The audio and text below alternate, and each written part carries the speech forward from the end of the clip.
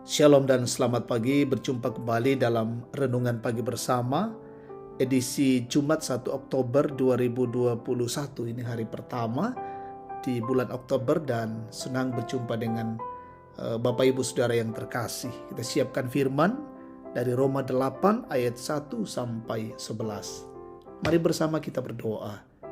Puji dan syukur kami angkat padamu Bapa di sorga, Allah kami yang baik, Allah yang setia, menuntun dan memelihara kehidupan kami. Dan pagi hari ini kami datang sujud di hadapan Tuhan. Kami rindu kebenaran-kebenaran Tuhan, karena itu sampaikanlah isi hatimu untuk kami semua. Dan firman Tuhan ini menjadi penopang bagi kami. Roh Kudus menolong kami untuk mengerti dan mendalami firman-Mu. Ampuni dosa kami siap merenungkan sabda Tuhan. Dalam Kristus Yesus kami berdoa. Amin. Roma 8 ayat 1 sampai 11. Hidup oleh roh. Demikianlah sekarang tidak ada penghukuman bagi mereka yang ada di dalam Kristus Yesus. Roh yang memberi hidup telah memerdekakan kamu dalam Kristus dari hukum dosa dan hukum maut. Sebab apa yang tidak mungkin dilakukan hukum Taurat karena tak berdaya oleh daging, telah dilakukan oleh Allah dengan jalan mengutus anaknya sendiri dalam daging, yang serupa dengan daging yang dikuasai dosa karena dosa. Ia telah menjatuhkan hukuman atas dosa di dalam daging, supaya tuntutan hukum Taurat digenapi di dalam kita, yang tidak hidup menurut daging tetapi menurut roh. Sebab mereka yang hidup menurut daging memikirkan hal-hal yang dari daging. Mereka yang hidup menurut roh memikirkan hal-hal yang dari roh. Karena keinginan daging adalah maut, tetapi keinginan roh adalah hidup dan damai sejahtera. Sebab keinginan daging adalah persekutuan terhadap Allah, karena ia tidak takluk kepada hukum Allah. Hal ini memang tidak mungkin baginya. Mereka yang hidup dalam daging tidak mungkin berkenan kepada Allah. Tetapi kamu tidak hidup dalam daging, melainkan dalam roh. Jika memang roh Allah diam di dalam kamu. Tetapi jika orang tidak memiliki roh Kristus, ia bukan milik Kristus. Tetapi jika Kristus ada di dalam kamu, maka tubuh memang mati karena dosa, tetapi roh adalah kehidupan oleh karena kebenaran.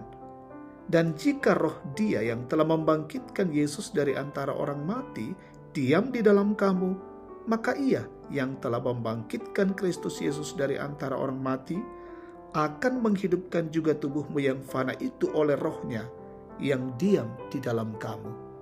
Amin, firman Tuhan. Tema kita hari ini, merdeka di dalam Kristus. Di Popentorro Tomakakalan Kristus. Sahabat terkasih, hidup di dalam penjajahan adalah suatu hal yang sangat menyiksa dan mengakibatkan penderitaan. Karena ketika kita dijajah, kita tidak mempunyai kebebasan. Sehingga satu hal yang sangat kita butuhkan adalah kemerdekaan atau kebebasan. Seperti halnya ketika bangsa Indonesia dijajah oleh Belanda selama kurang lebih 350 tahun, bangsa Indonesia sangat merasakan penderitaan sehingga ingin bebas. Demikian pun halnya ketika kita ada di dalam belenggu dosa dan kematian. Kita tidak berdaya dan tidak mampu melepaskan diri kita sendiri. Namun kita patut bersyukur karena kasih Allah telah memerdekakan kita dari belenggu dosa dan kematian tersebut.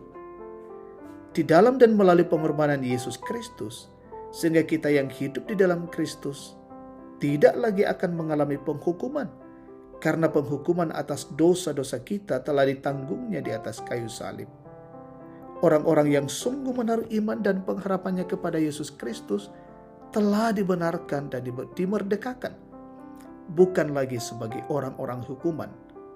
Kita yang percaya kepada Yesus Kristus kini mempunyai status baru, yakni disebut sebagai anak-anak Allah. Sebagai orang-orang yang punya status sebagai anak-anak Allah dan sebagai orang yang telah dimerdekakan, maka kita harus tetap hidup sesuai dengan kuasa kehidupan yang Roh Kudus telah nyatakan dalam hidup kita. Kita sudah dimerdekakan dari kuasa dosa, maka hidup kita tidak lagi diperhambakan kepada dosa, tetapi harus tetap menjaga kesucian hidup. Karena di dalam Dia kita telah memiliki kepastian hidup, yaitu keselamatan. Terpujilah Kristus yang telah memerdekakan kita. Amin. Mari bersama kita berdoa. Terima kasih ya Tuhan untuk kasih dan anugerah-Mu, untuk berita kebenaran firman-Mu yang meneguhkan dan menguatkan kami, memberikan kepastian bagi kami bahwa kami telah dimerdekakan di dalam kuasa kasih Kristus. Dosa-dosa kami telah diampuni lewat pengorbanan Kristus di kayu salib. Dan karena itu bimbing kami ya Roh Kudus untuk makin menikmati dan menghidupi kemerdekaan itu di dalam perjalanan hidup kami dengan terus membangun ketaatan, kesetiaan kepada Tuhan. Kami berdoa untuk siara perjalanan hidup kami hari ini. Tuhan kiranya menuntun dan menolong menyertai kami, menjauhkan kami dari berbagai gangguan dan halangan, dan hidup ini mencerminkan kemuliaan Tuhan. Kami mendoakan jemaat Tuhan dimanapun berada. Mungkin ada yang sakit, sembuhkan, berduka, hiburkan. Yang lalai, ketuk batin mereka. Yang mengalami kesulitan hidup, Tuhan teguhkan dan topang mereka. Yang bersyukur karena ulang tahun, bersyukur karena keberhasilan, bersyukur karena sembuh dari sakit, sempurnakan pengucapan syukur mereka. Bahkan kami berdoa orang-orang tua kami dalam masa-masa tua, kuatkan dan hiburkan, teguhkan mereka dan selalu bersuka cita menikmati hari-hari tua mereka. Berkatilah semua pemimpin-pemimpin kami hari ini, pemerintah kami dari pusat hingga ke pelosok-pelosok terpencil, dikaruniakan hikmat untuk mengayomi kami dan menegakkan kebenaran dan keadilan. Berkatilah semua yang terus berkarya untuk mengatasi COVID, diberikan kemampuan oleh Tuhan, dan pelaksanaan vaksin terus berjalan hari ini di setiap daerah, kota, di setiap provinsi. Tuhan Bapa di sorga, perjalanan kami hari ini kami serahkan ke dalam tangan kuasa-Mu. Engkaulah yang menuntun dan menyertai kami. Inilah doa syukur kami. Kami persembahkan kepadamu di dalam nama Yesus, Tuhan dan Juru Selamat kami. Amin. Demikian saat teduh bersama, Tuhan dipermuliakan.